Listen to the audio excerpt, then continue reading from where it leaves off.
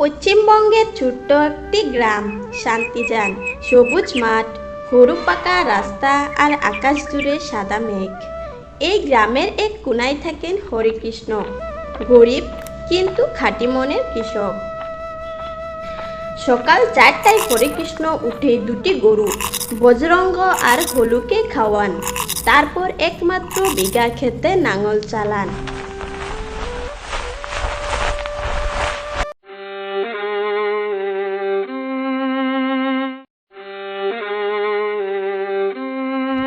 ভগবান আমাকে গরিব করে পাঠিয়েছে, দোয়েল বীজ কেনার মতো পয়সা আমার কাছে নেই।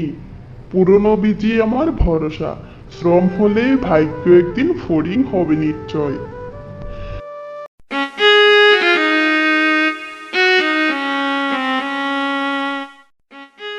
শুনছো নাকি?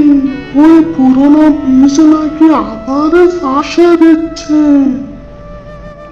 ওরে বাবা, ধান কি ফুল হবে?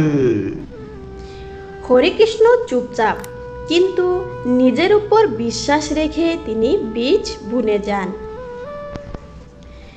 এক বছর প্রচুর পরিমাণে বৃষ্টি হলো। বৃষ্টি থামলো না, দোয়েল বীজ ক্ষেত জুড়ে মরছে লাগলো। কিন্তু পুরনো বীজের দান মরেনি, চোখে লাগলো হালকা সবুজ। তোমরা আমার প্রতি বিশ্বাস রাখো বাচ্চারা, আমি প্রতিদিন পানি দেব, গোবর দেব।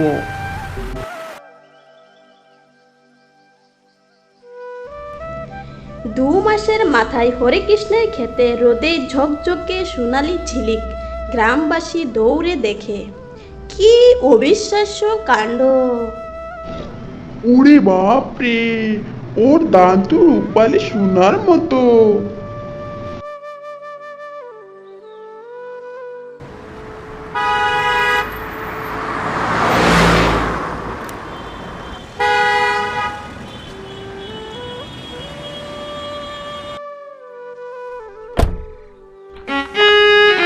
জেলা শহর থেকে কৃষি অফিসার মিসেস বসু এলেন।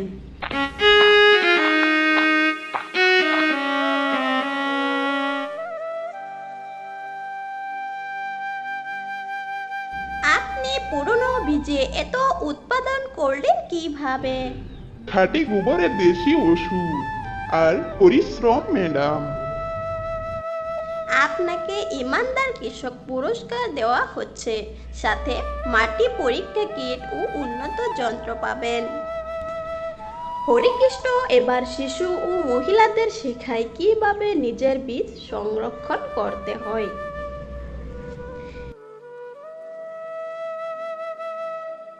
বীজ বাঁচাও, মাটিকে ভালোবাসো, সার খরচা কমবে আর ফসল বাড়বে।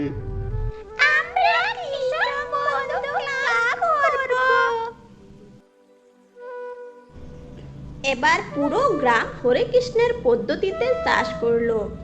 বৃষ্টি মতো এলো, মাটি রইল সজীব। শুধু এক ক্ষেত নয়, পুরো গ্রাম জুড়ে সোনার ধান। শুধু কৃষকও বিজ্ঞান জানে। ধন্যবাদ হরে কৃষ্ণ দাদা।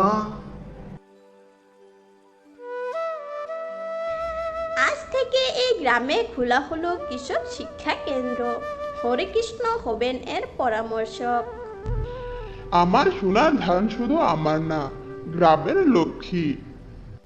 গরু বজরঙ্গ ও হলুদ দুলে দুলে ঘন্টা বাজায়, শিশুরা নাচে, আকাশে রঙিন ফানুস উড়ে। হরিকৃষ্ণের গল্প শিখায় ভাগ্য অপেক্ষা নয়, পরিশ্রম ডাক দেয়। একের সততা যখন গ্রামের হৃদয় ছুঁয়ে যায়, তখন মাটি নিজেই সোনায় ফসল ফোটায়। তাই চলো মাটিকে ভালোবাসি, পরিশ্রমকে সম্মান করি আর ভবিষ্যৎকে সবুজে রাঙাই।